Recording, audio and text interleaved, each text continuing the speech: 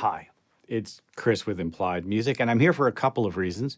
The first is I want to remind you about our Holiday Composers Challenge. We've got great prizes, contact libraries from some of, my favorite developers.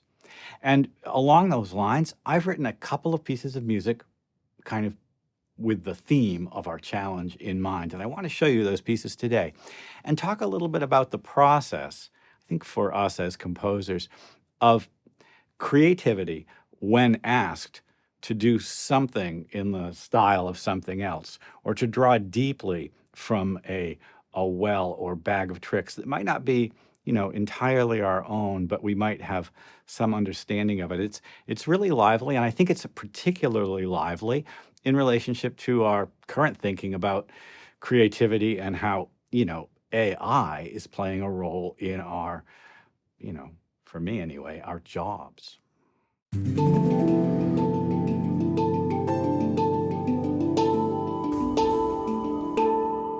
Little housekeeping. If this is the second or third video of mine you've seen and you're getting something out of this channel, and I certainly, hope you are, subscribe. I know a lot of people aren't subscribed. Subscribe. At least leave a comment. I want to know what you think about these topics. They're, really important to me and important to the community that we're building as a whole. We got a group of people here who are musicians, composers, arrangers, songwriters, producers, who want to use music theory not in an academic way, but in a way to further their own interests. And I think that's a really important part of what we're doing, as sort of bedroom composers a lot of the time. We're interested in our own music. We have questions, and we're exploring what's a solution.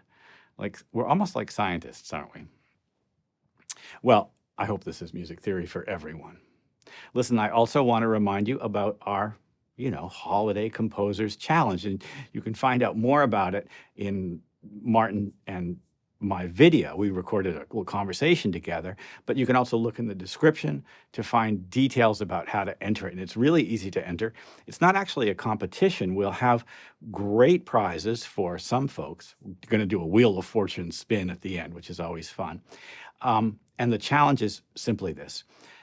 Either take an existing Christmas song or holiday tune, or write your own in the style of, and arrange it like a 19th century, an old-fashioned arrangement. Think sleigh bells and Celeste and strings and stuff, or in a future style, like, I don't know, robots and aliens and stuff. Who knows what that is? That's the challenge. That's what I've worked on today for myself, and I want to show you what I've done. Well, when someone asks me, write something in the style of something else, I think my brain starts to act like an AI large language model. At my age, I have thousands of hours of listening, tens of thousands of hours of experience with the behaviors of melodies. 4 goes to 3, 7 wants to go to 1. This rhythm tends to be with that rhythm. These are all conventions that are similar to the type of learning that a large language model does. And in music particularly, since there's a very strong syntax, we can actually tap into these existing styles. So what I've done was to try to write what felt to me, and again, this is partially intuitive just based on this unconscious AI that I have running in the back of my head, what felt to me like a Christmas melody. Listen, I'm just going to play you my arrangement. I'm just going to show you the piano part. The melody's on the top. And this is kind of what I thought of as the old-fashioned version of it. I have a modern version of it I'll play for you, or a future version of it I'll play for you in a second. But we're in 3, we're in A major, and it feels to me like a Christmas tune.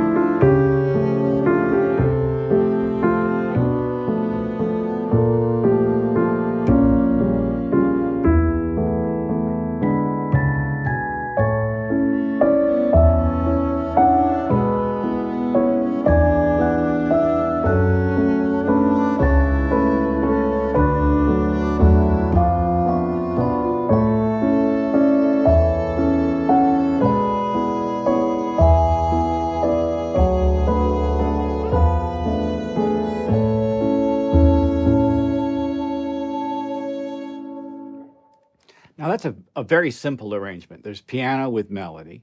There's celesta or celeste. It's that tinkly little Tchaikovsky nutcracker keyboard that's bells.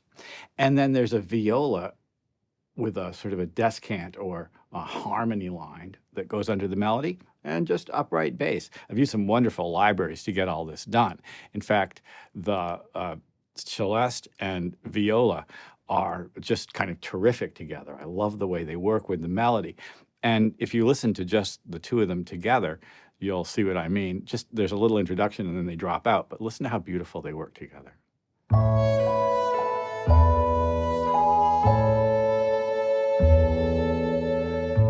That pingy sound along with the bowed sound just, creates this wonderful effect.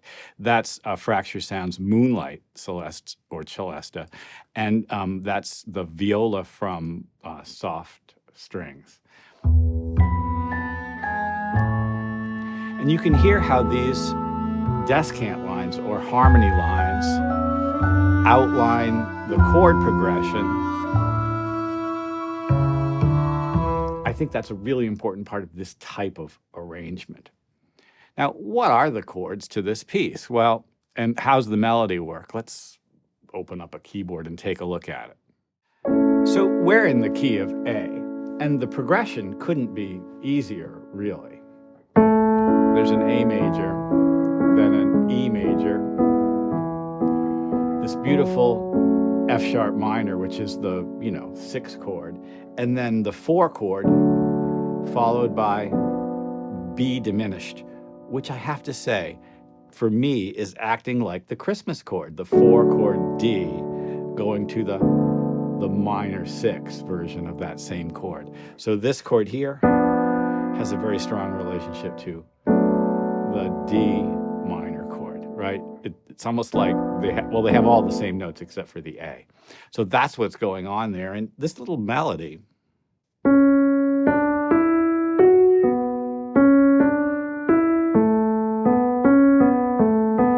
is essentially a simple stepwise sequence. There's hardly anything to it. Now, I've got lyrics coming, but I haven't got anything ready for you guys yet. But I think this song is about the difference between light and darkness, how in the darkness, the sort of star, so to speak, shines bright, and we feel like we're heading back into the light. And this is essentially the promise of the solstice celebrations at large around the world.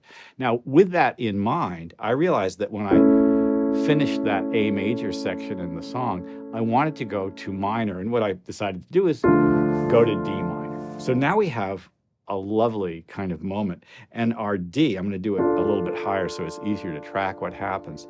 Our D, that bass line moving down in half steps, and then this B flat with a minor third is just so strong. Now I want to do that again, so A sus to A7.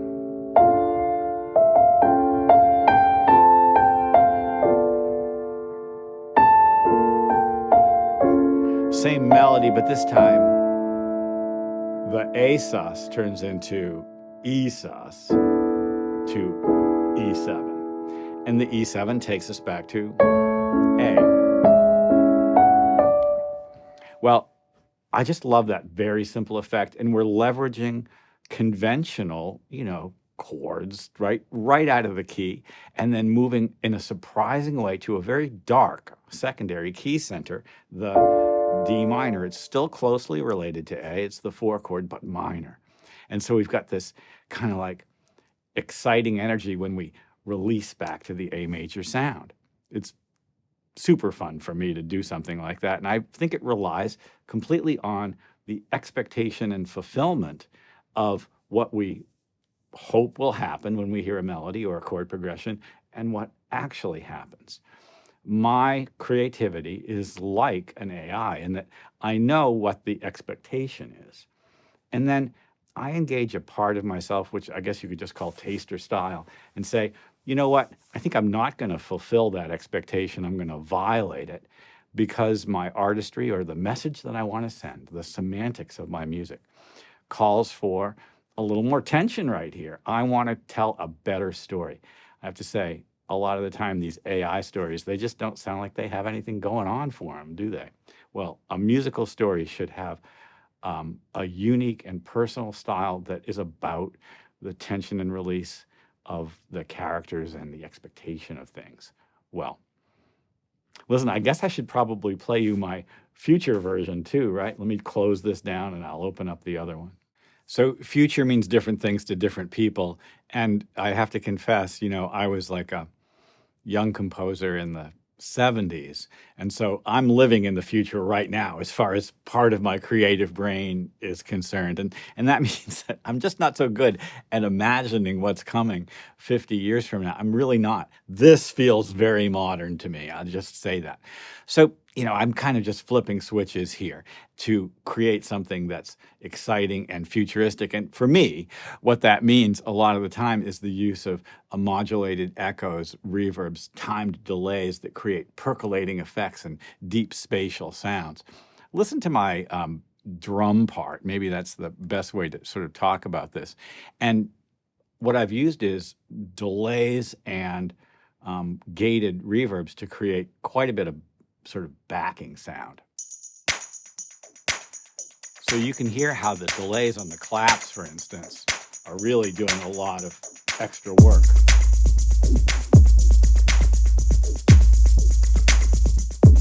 And if I stop this, it just keeps going. Effects-wise, I guess you may want to know what I'm using. Let's take a look at it. So I've got a couple of sends. I'm going to a delay, and then that delay is being sent to a reverb, which has an echo and then step effects on it. So I very often will do this. I'll take a reverb and gate it rhythmically because it creates a really nice effect. And it's not 100% mixed, so there's actually a little bit of reverb in there. Sometimes I'm sending other things to that same reverb, but I love taking a delay, sending some of it to a reverb, and then gating the reverb. It's a pretty strong vibe. Now, this is in 4/4 instead of in 3. And, however, so to speak, my kick drum is every 7 beats until it sort of squares off at the end of a long phrase. So I get this slightly irregular kick drum. I've used contact instruments, those sort of big bloomy pad instruments like Ethereal Earth and stuff like that, to create the sound of this arrangement.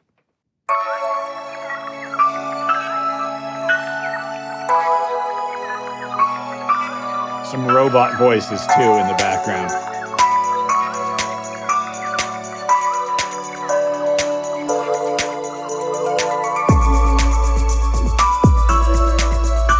It's the same melody, it's the same chord progression.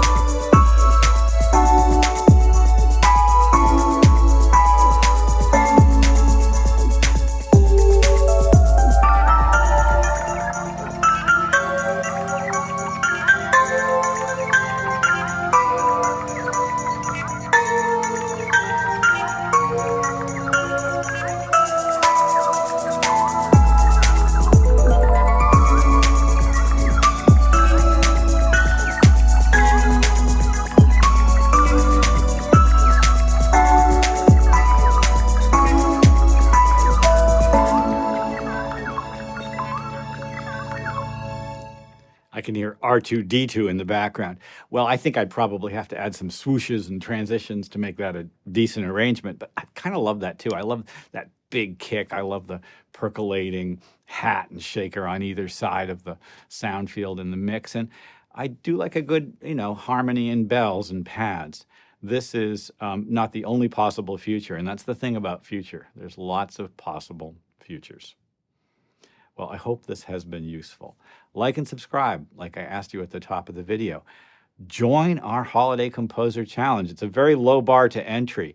You'll probably want to make a video and put it up on your channel as a way of getting it to us, but you could just send it to Martin. His email address is down there at the bottom. The more entries we get, the more fun it is for us.